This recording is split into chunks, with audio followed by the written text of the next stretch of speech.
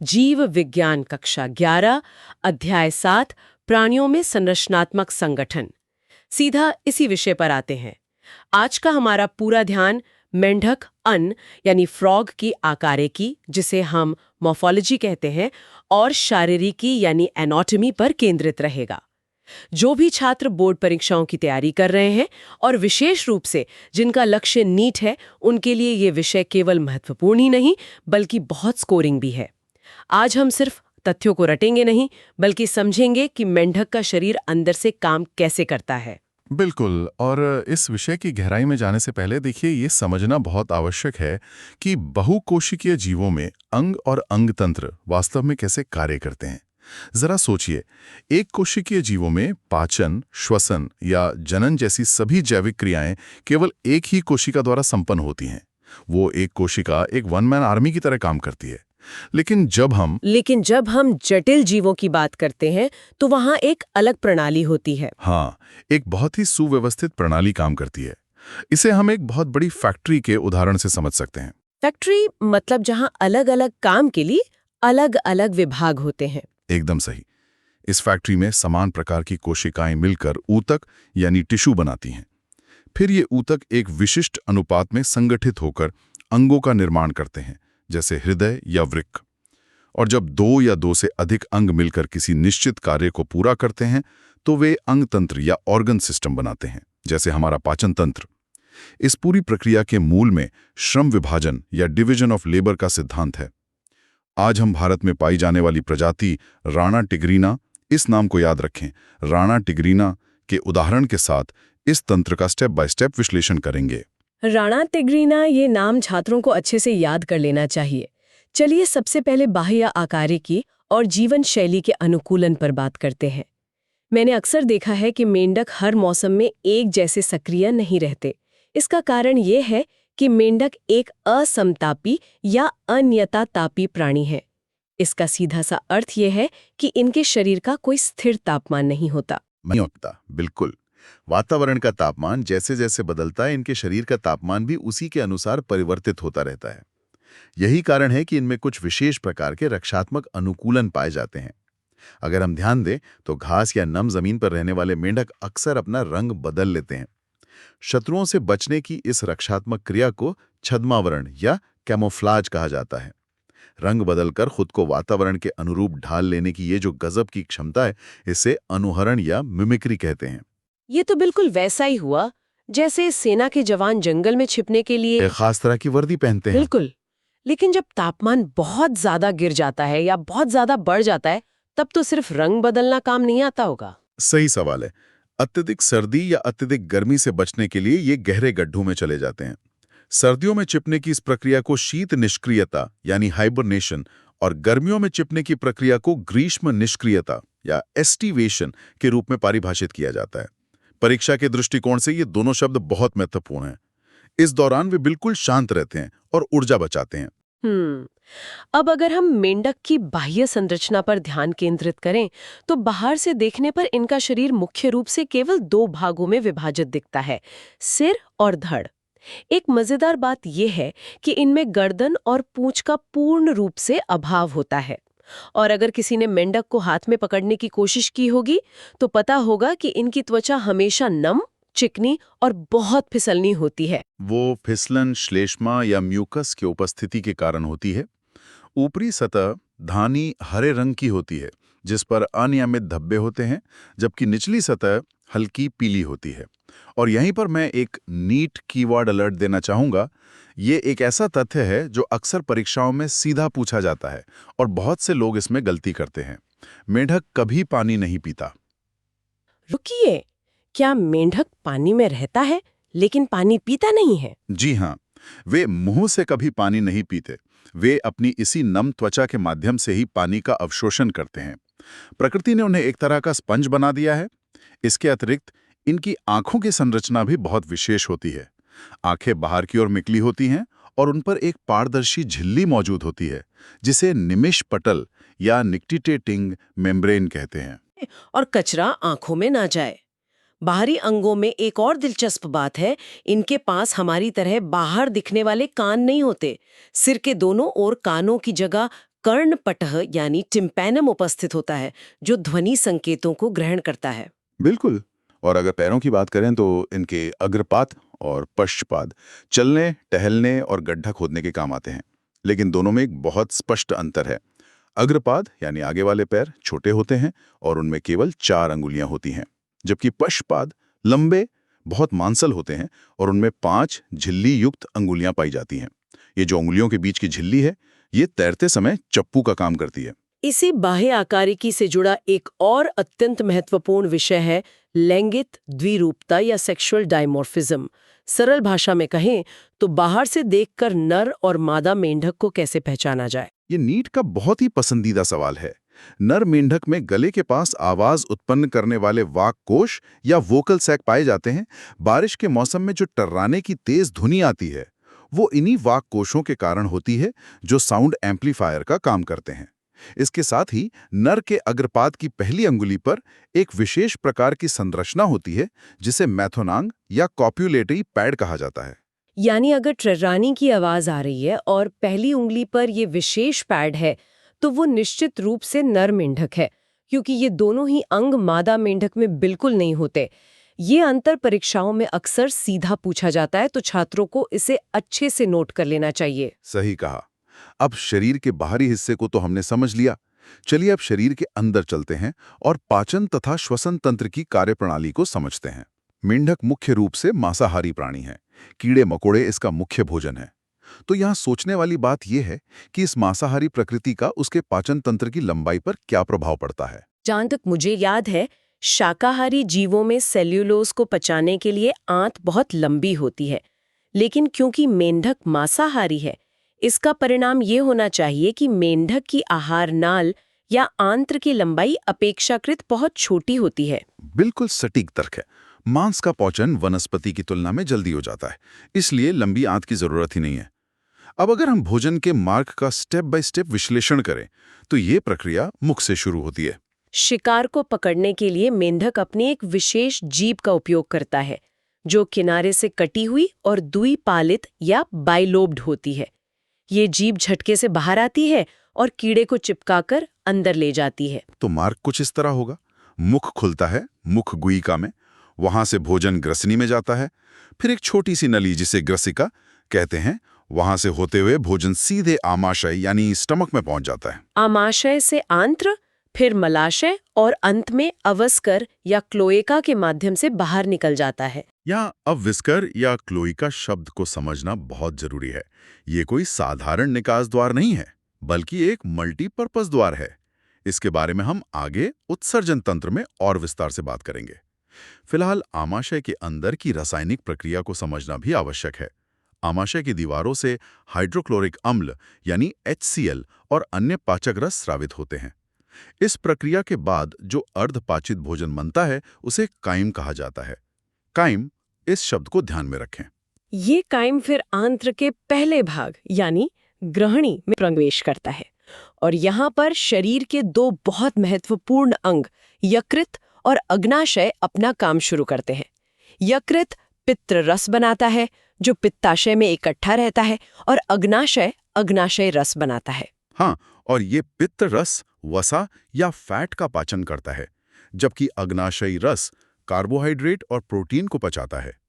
पाचन की अंतिम प्रक्रिया आंत्र में होती है, जहां पचे हुए भोजन को अंकुर और सूक्ष्म अंकुरों द्वारा अवशोषित कर लिया जाता है।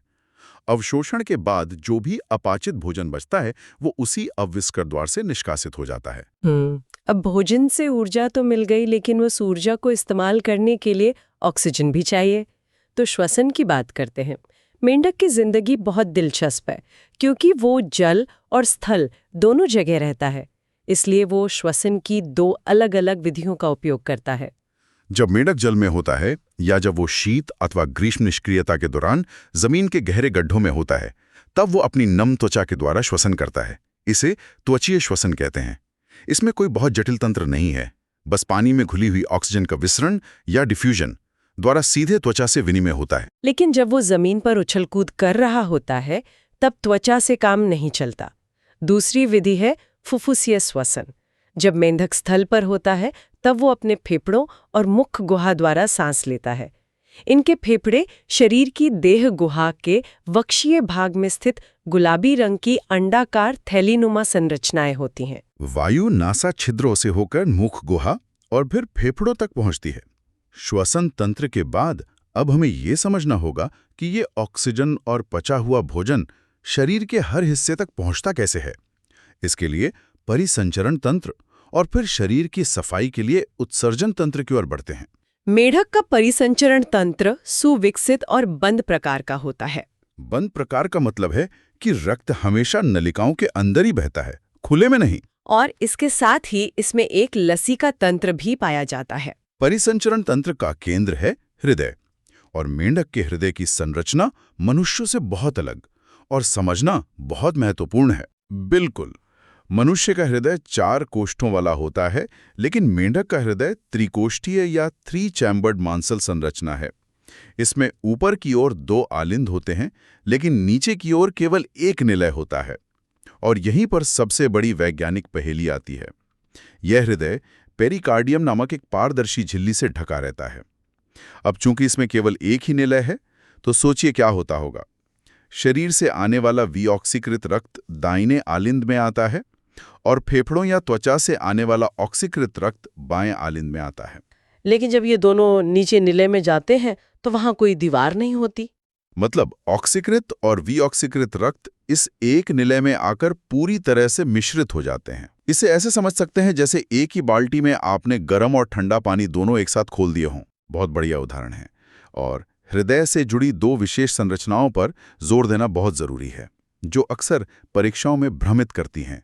दाहिने आलिंद के ऊपरी भाग से एक त्रिकोणीय संरचना जुड़ी होती है, जिसे शिरा कोटर या साइनस वेनोसिस कहते हैं। शरीर की सभी महाशिराएं अपना अशुद्ध रक्त इसी शिरा कोटर में डालती हैं। और दूसरी ओर निलय की अधर सतह पर एक थैलीनुमा संरचना होती है, जहां से रक्त बाहर निकलता है। उसे धमनी शंकु या कोनस आर्टेरियोसिस कहा जाता है। यहीं से यह मिश्रित रक्त धमनियों द्वारा पूरे शरीर में पंप किया जाता है। परिसंचरण तंत्र में 2 बहुत ही विशिष्ट संवहनीय कनेक्शन या निवाहिका तंत्र भी पाए जाते हैं। निवाहिका तंत्र को आप एक तरह का शॉर्टकट समझ सकते हैं। पहला है यकृत निवाहिका तंत्र, जो आंत्र और यकृत के बीच एक विशेष शिरापरक संबंध बनाता है। और दूसरा है वृक्कीय निवाहिका तंत्र, जो शरीर के निचले भागों और वृक्क के बीच स्थित होता है। अब आते हैं उस तथ्य पर जो परीक्षा के लिए सबसे ज्यादा महत्वपूर्ण है। ये एक ऐसा फैक्ट है जो हर बायोलॉजी छात्र को हैरान करता है। बात हो रही है मेंढक के रक्त की। इनकी लाल रक्त कणिकाओं में लाल रंग का श्वसन वर्णक हीमोग्लोबिन तो होता ही है, लेकिन सबसे बड़ी बात यह है कि मेंढक की आरबीसी में केंद्रक यानी न्यूक्लियस पाया जाता है। ये वाकई में बहुत बड़ा अंतर है। अगर हम इसकी तुलना मनुष्य की लाल रक्त कणिकाओं से करें, तो परिपक्व मानव आरबीसी में केंद्रक अनुपस्थित होता है। मनुष्य की आरबीसी अपना केंद्रक इसलिए बाहर निकाल देती है ताकि वो ज्यादा से ज्यादा ऑक्सीजन ले जा सके, लेकिन मेंढक की आरबीसी अपना केंद्रक बनाए रखती हैं। ये एक ऐसा अंतर है जिस पर नीट में कई बार सवाल बने हैं। बिल्कुल। अब खून ने पूरे शरीर में न्यूट्रिएंट्स पहुंचा दिए, तो जो कचरा बना उसे बाहर भी तो निकालना है। उत्सर्जन तंत्र की बात करें तो नाइट्रोजन युक्त अपशिष्ट पदार्थों को शरीर से बाहर निकालने के लिए मेंढक में पूर्ण विकसित उत्सर्जन तंत्र होता है। मेंढक मुख्य रूप से यूरिया का उत्सर्जन करता है, इसलिए एक यूरियो उत्सर्जी या यूरियोटिलिक प्राणी है। इस तंत्र के मुख्य अंग हैं एक जोड़ी वृक्क, मूत्रवाहिनियों, अवस्कर और मूत्राशय। वृक्क गहरे लाल रंग के सेम के बीज के आकार के होते हैं। प्रत्येक वृक्क कई सूक्ष्म संरचनात्मक और क्रियात्मक इकाइयों से मिलकर बना होता है, जिन्हें वृक्काणु या नेफ्रॉन कहा जाता है। ये नेफ्रॉन रक्त को छानने का काम करते हैं। लेकिन उत्सर्जन तंत्र में नर और मादा के बीच एक बहुत ही महत्वपूर्ण अंतर होता है, जिसे समझना बहुत आवश्यक है। नर मेंढक में वृक्क से निकलने वाली मूत्र नलिका वास्तव में मूत्र जनन नलिका के रूप में कार्य करती है। इसे मूत्र जनन नलिका इसलिए कहते हैं क्योंकि नर में ये नलिका केवल मूत्र ही नहीं ले जाती, बल्कि जनन के समय ये शुक्राणुओं को भी ले जाने का काम करती है। ये नलिका सीधे अवस्कर द्वार में खुलती है, जबकि मादा मेंढक में सिस्टम एकदम अलग है। मादा में मूत्रवाहिनी और अंडवाहिनी दोनों अलग अलग पाइपलाइनों की तरह काम करती हैं, और ये दोनों अवस्कर द्वार में अलग अलग खुलती हैं। यहाँ मैं फिर से अवस्कर के बहुउद्देश्य कार्य पर विशेष जोर देना चाहूंगी। हमने पाचन तंत्र में भी इसका जिक्र किया था। अवस्कर शरीर के अंत में एक छोटा मध्य कक्ष है। ये मल, मूत्र और नर के मामले में शुक्राणु, इन तीनों के निकास के लिए एक ही कॉमन एग्जिट डोर का कार्य करता है। इसके ठीक नीचे एक पतली दीवार वाला मूत्राशय भी होता है, जो इसी अवस्कर में खुलता है। काम करने का निर्देश कौन देता है? शरीर के विभिन्न अंगों के बीच आपसी समन्वय बनाए रखने के लिए मेंढक में पूर्ण विकसित तंत्रिका तंत्र और अंतःस्रावी ग्रंथियां होती हैं। अंतःस्रावी ग्रंथियां हार्मोन स्रावित करती हैं, जो केमिकल मैसेंजर का काम करते हैं। प्रमुख ग्रंथियों के नाम हैं पीयूष ग्रंथि, अवटु, परा अवटु, थाइमस, पीनियल काय, अग्नाशयी द्वीपिकाएं, अधिवृक्क और जनद। और तंत्रिका तंत्र की बात करें तो इसे 3 मुख्य भागों में बांटा जाता है। केंद्रीय तंत्रिका तंत्र, जिसमें मस्तिष्क और मेरुरज्जु आते हैं। परिधीय तंत्रिका तंत्र, जिसमें कपाल और मेरु तंत्रिकाएं होती हैं। और स्वायत्त तंत्रिका तंत्र, जिसके 2 भाग अनुकंपी और परानुकंपी होते हैं। यहाँ फिर से एक नीट फोकस बिंदु है, एक बहुत ही सटीक संख्या जो छात्रों को याद रखनी है। मेंढक के मस्तिष्क से 10 जोड़ी कपाल तंत्रिकाएं या क्रेनियल नर्व्स निकलती हैं। 10 जोड़ी। इस संख्या को अच्छे से दिमाग में बैठा लें। चलिए, मस्तिष्क की संरचना को थोड़ा आसान करके समझते हैं। मस्तिष्क हड्डियों से बने मस्तिष्क बॉक्स या कपाल के अंदर सुरक्षित रहता है और इसे 3 मुख्य भागों में विभाजित किया गया है: अग्र मस्तिष्क, मध्य मस्तिष्क और पश्चिम मस्तिष्क। अग्र मस्तिष्क में मुख्य रूप से घ्राण पालियां होती हैं जो सूंघने का काम करती हैं। जुड़वा प्रामस्तिष्क गोलार्ध होते हैं और एक डायएन्सेफिलोन होता है। उसके बाद आता है मध्य मस्तिष्क, जिसमें मुख्य रूप से दृक्पालियों का एक जोड़ा होता है। नाम से स्पष्ट है, यह देखने से जुड़ा है। और अंत में है पश्चिम मस्तिष्क, जो अनुमस्तिष्क और मेड्यूला ऑब्लंगेटा का बना होता है। ये मेड्यूला ऑब्लंगेटा कपाल के एक छिद्र, जिसे महारंध्र कहते हैं, उससे बाहर निकलता है और मेरुरज्जु के अंदर स्थित मेरुरज्जु से जुड़ जाता है। इस पूरे तंत्रिका तंत्र को बाहरी दुनिया से जोड़ने के लिए मेंढक में विभिन्न संवेदी अंग पाए जाते हैं। स्पर्श के लिए संवेदी पिप्पल, स्वाद के लिए स्वाद कलिकाएं, गंध के लिए नासिका उपकला, देखने के लिए नेत्र और सुनने के लिए कर्णपटह। इसमें एक बहुत दिलचस्प बात यह है कि आंखें और आंतरिक कर्ण सुव्यवस्थित अंगों के रूप में होते हैं, जो खोपड़ी के गड्ढों में सुरक्षित रहते हैं, जबकि अन्य संवेदी अंग केवल तंत्रिका सिरों पर कोशिकाओं के गुच्छे मात्र होते हैं। मेंढक में बाह्य कर्ण नहीं होता, केवल कर्णपटह बाहर से दिखाई देता है। और कान के काम को लेकर एक बहुत बड़ी गलतफहमी होती है। कान केवल सुनने का ही काम नहीं करता, बल्कि शरीर का संतुलन बनाने में भी एक अत्यंत महत्वपूर्ण भूमिका निभाता है। वाह, कान से शरीर का संतुलन, ये वाकई में विज्ञान का एक अद्भुत पहलू है। चर्चा के अंतिम पड़ाव में हम जनन तंत्र और मेंढक के आर्थिक महत्व का विश्लेषण करेंगे। मेंढक में नर और मादा जनन तंत्र पूरी तरह से अलग और सुव्यवस्थित होते हैं। नर जनन तंत्र में एक जोड़ी पीले अंडाकार वृषण होते हैं। ये वृषण वृक्क के ऊपरी भाग से पेरिटोनियम की एक दोहरी झिल्ली द्वारा चिपके रहते हैं। इस विशेष झिल्ली को मीजोरचियम कहा जाता है। जनन तंत्र में परीक्षा के लिए शुक्राणुओं का मार्ग सबसे ज्यादा कंफ्यूजिंग और सबसे ज्यादा पूछा जाने वाला टॉपिक है। इसे स्टेप बाय स्टेप याद रखना चाहिए। सबसे पहले वृषण में शुक्राणु बनते हैं। वहां से 10 से 12 सूक्ष्म नलिकाएं निकलती हैं, जिन्हें शुक्र वाहिकाएं या वासा इफेरेंशिया कहते हैं। ये शुक्र वाहिकाएं सीधा बाहर जाने के बजाय वृक्क के अंदर प्रवेश कर जाती हैं। वृक्क के अंदर जाकर ये एक विशेष नलिका में खुलती हैं, जिसे बिडर नाल या बिडर्स कैनाल कहते हैं। यह नाम बहुत महत्वपूर्ण है, बिडर नाल।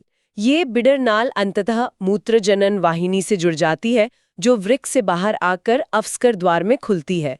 इस प्रकार शुक्राणु अवस्कर के माध्यम से शरीर से बाहर निकलते हैं। बिल्कुल सही। और अब मादा जनन तंत्र की बात करें तो मादा में वृक्क के पास एक जोड़ी अंडाशय उपस्थित होते हैं।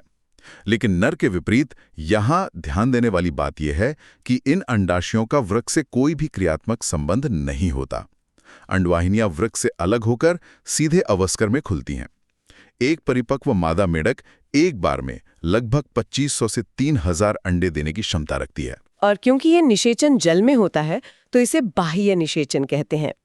अंडे से सीधा छोटा मेंढक नहीं निकलता, बल्कि परिवर्धन अप्रत्यक्ष होता है। अंडे से एक लार्वा निकलता है, जिसे हम सबने बारिश के मौसम में पानी में देखा होगा, टैडपोल। ये टैडपोल जल में रहता है, मछलियों की तरह गिल से सांस लेता है और पूंछ की मदद से तैरता है। बाद में कायांतरण या मेटामॉर्फोसिस की प्रक्रिया द्वारा ये कैडपूल अपने गिल्स और पूंछ को खोकर फेफड़े विकसित कर लेता है और एक वयस्क मेंढक में बदल जाता है। इस पूरी जैविक प्रक्रिया के अलावा अगर हम मेंढक के आर्थिक और पारिस्थितिकी महत्व की बात करें तो ये किसानों का बहुत बड़ा मित्र है। ये खेतों में हानिकारक कीटों का भक्षण करता है और फसलों की रक्षा करता है। साथ ही ये हमारी खाद्य श्रृंखला का एक बहुत ही महत्वपूर्ण हिस्सा है। कीड़ों को मेढक खाता है, मेढक को सांप खाता है। इस तरह ये पारिस्थितिकी तंत्र में जैविक संतुलन बनाए रखने में मदद करता है। इस पूरी शारीरिक संरचना, इनके अंगों के काम करने के तरीके और इसकी जटिलताओं का इतनी बारीकी से विश्लेषण करने के बाद एक विचारणीय प्रश्न ये उठता है कि यदि मेंढक का हृदय त्रिकोष्ठीय है और उसमें मिश्रित रक्त बहता है, तो अत्यधिक तापमान वाली परिस्थितियों जैसे शीत या ग्रीष्म निष्क्रियता में जब शरीर की चयापचयदार कम हो जाती है, तो ऑक्सीजन की आवश्यकता को पूरा करने के लिए केवल त्वचा का श्वसन तंत्र के रूप में कार्य करना उसके जीवित रहने के लिए किस प्रकार एक सटीक विकासवादी अनुकूलन है। इस जैविक संतुलन और अंगों के परस्पर संबंध पर गहराई से विचार करें और अपने कॉन्सेप्ट्स को मजबूत करें।